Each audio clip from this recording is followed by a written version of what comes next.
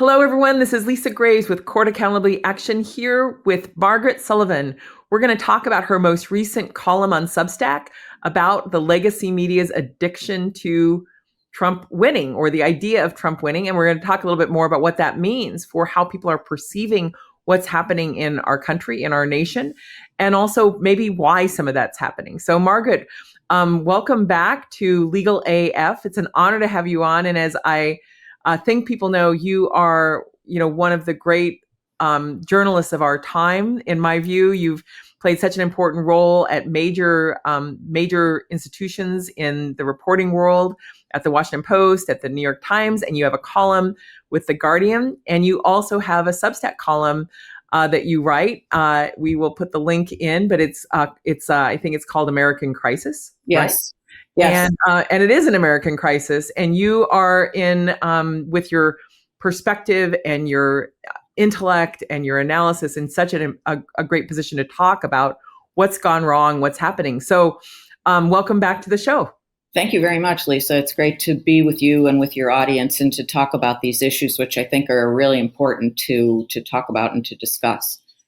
Yeah, when I was reading that column, the most recent column about winning, it was really stunning, the items that you cataloged about how these different outlets had presented things that were in many ways outliers as victories and sort of normalized them. As someone who has long followed the judiciary, has worked on judicial nominations, and in fact, I have a book coming out about a week from now about John Roberts called Without Precedent. I've written about that terrible decision last year where this faction that dominates the Supreme Court gave Trump unprecedented immunity from criminal prosecution orchestrated by John Roberts, the Chief Justice. And yet the coverage of that in some outlets was extraordinarily banal, plain. I think it was very positive for Trump. And my, the piece I just wrote and published very recently, just when the day we're recording, actually, looks at, it kind of compiles a bunch of headlines from different news organizations portraying things that have happened as wins for Trump. This is a win for Trump. Trump, Supreme Court hands Trump a win. All these things that if you dig just like one layer under the surface, you might think, I wonder, that might be seen as a win for him, but it's really not a win for the country. It's not a win for democracy, and it's really not much of a win at all. Yes, says the Supreme Court, you can racially profile.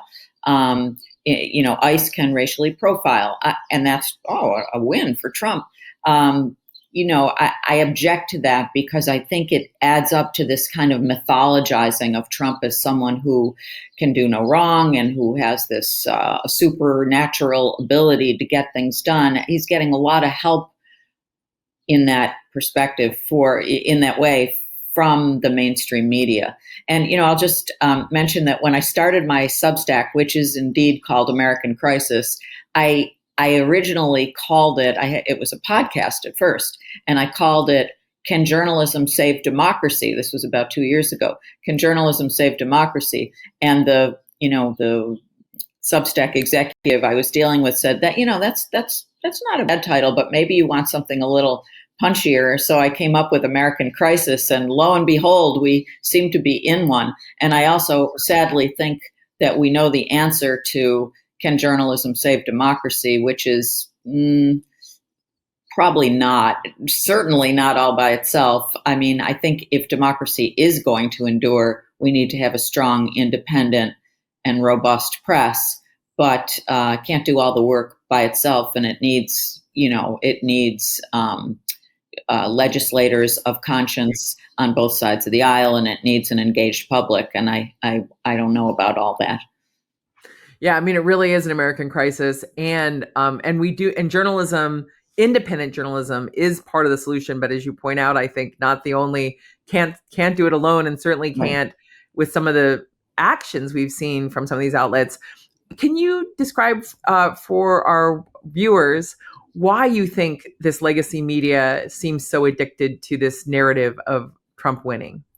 So, it's a complex question, but some of it comes down to the fact that many of these media organizations or kind of press outlets, really, the big TV stations, the cable news networks, and to some extent the newspaper world, are owned by big corporations. And their bottom line is every bit as important to them or more than, these issues of democracy and press freedom and the public interest. And so, for example, when we see ABC or CBS bending the knee to Trump and settling cases out of court that could have been won, I think what you have going on is these corporate pressures that we don't want to tangle with Trump and the Trump administration because we have we're trying to get a merger done, or, whatever the sort of commercial issue du jour is. In the case of CBS, it was, in fact, I think can be attributed to Paramount Global's very intense interest in doing a merger and not wanting any sort of federal problems as along the way. So, what did they do? They settled a case that did, this was the case about the editing of the 60 Minutes episode about Kamala Harris that was absolutely routine editing that happens all the time. It wasn't out to get Trump or anything like that, or out to make her sound like some sort of statesman. It was just sort of regular editing. And they could have won that case, but they decided instead to settle it. So, I think the commercial interests and the corporate interests and the ownership issues have changed dramatically, and that the consolidation in the media ecosystem is only going in one direction, and it's not a good one for democracy. And I'll just mention one other thing, which I think is really important. So I grew up in the local newspaper world in Buffalo, my hometown, and I was an editor and a reporter, and I became the editor of the paper, the first woman, I'm proud to say. And the newspaper world has changed in that way too. Chain ownership, corporate ownership.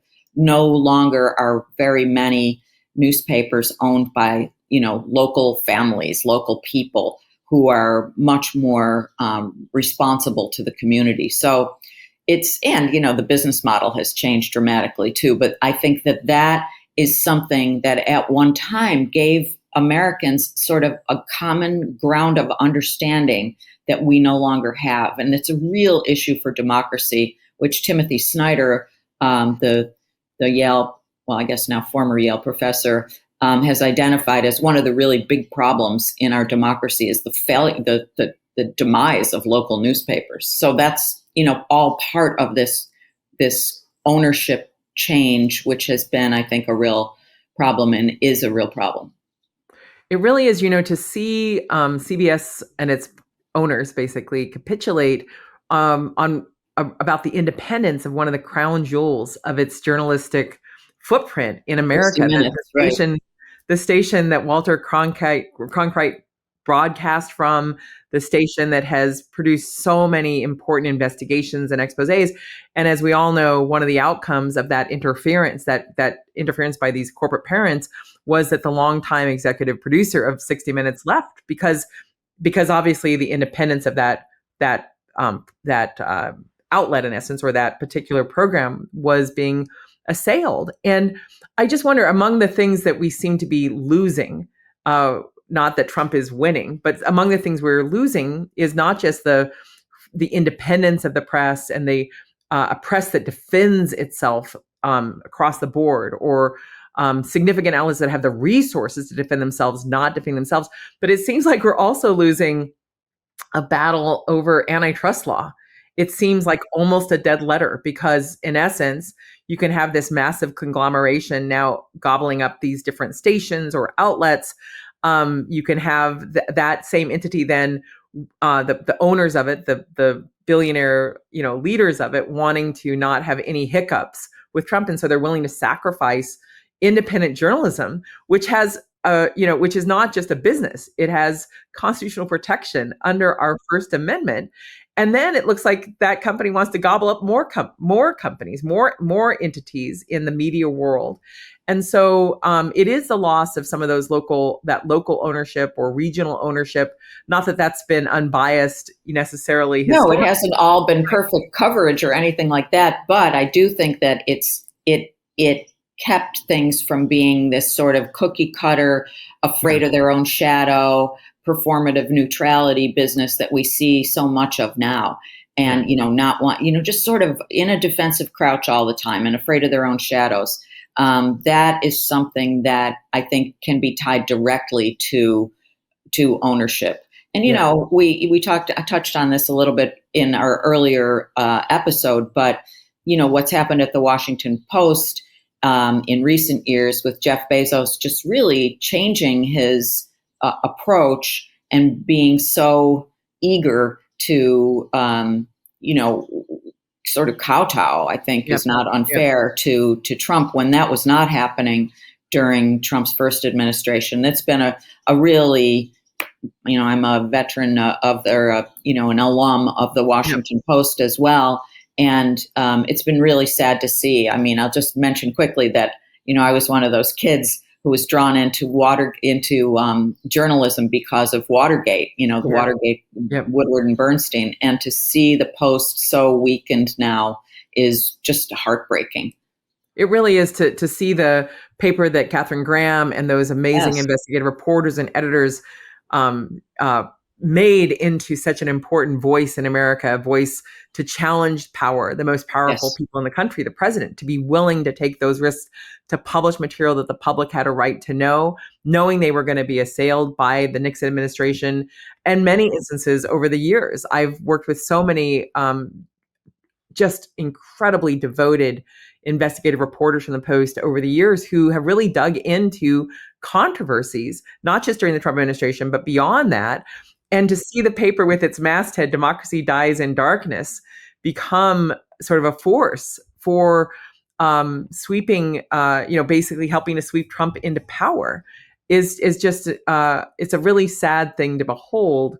I wonder if we could, though, conclude on perhaps a more positive note, which is not this notion that Trump is this winner, despite the headlines, the way the headlines are depicting things, as the American people are losing their freedoms and their rights. But what do you think, do you have, are there reasons that you have to be hopeful? Are there ideas you have that can bring people hope in this time? Absolutely. I mean, I think some of the rise of independent media organizations is a huge positive. It has diversified the voices out there. So I think that, people who are writing on Substack or people who have started news organizations that are somewhat smaller but are looking at things in a different way is very, very positive. And that's true on the local level as well. And I would also say that, when the American public does decide to push back, as they did with the Jimmy Kimmel apparent ouster, it's amazing how corporations can be quite responsive to that. So I think that we do have power, and we do have to exercise it, and in defense of the democracy that so many of us love and have taken for granted for such a long time. So being engaged, staying well informed, finding news sources that you think are doing a good job, all of that is really important, and not tuning out, I think, is crucial. And, we got to hang on to this American experiment, which we can't allow to have die. Yeah. Well, exactly, Margaret. It's a joy to be on Legal AF with you. I'm Lisa Graves. I've been joined by Margaret Sullivan. You can find her column at The Guardian newspaper. You can also find her on Substack at American Crisis. And thank you so much for joining us today, Margaret. If our followers could subscribe, share, let people know more about these great resources and analysis of amazing journalists like Margaret Sullivan. Thank you for coming on the show, Margaret, and look forward to seeing you again soon. Thanks for having me, Lisa. Thank you very much to your audience as well. Can't get your fill of Legal AF? Me neither. That's why we formed the Legal AF Substack. Every time we mention something in a hot take, whether it's a court filing or a oral argument, come over to the Substack. You'll find the court filing and the oral argument there, including a daily roundup that I do called, wait for it, Morning AF. What else? All the other contributors from Legal AF are there as well. We got some new reporting. We got interviews. We got ad-free versions of the podcast and hot takes. Where? Legal AF on Substack. Come over now to free subscribe.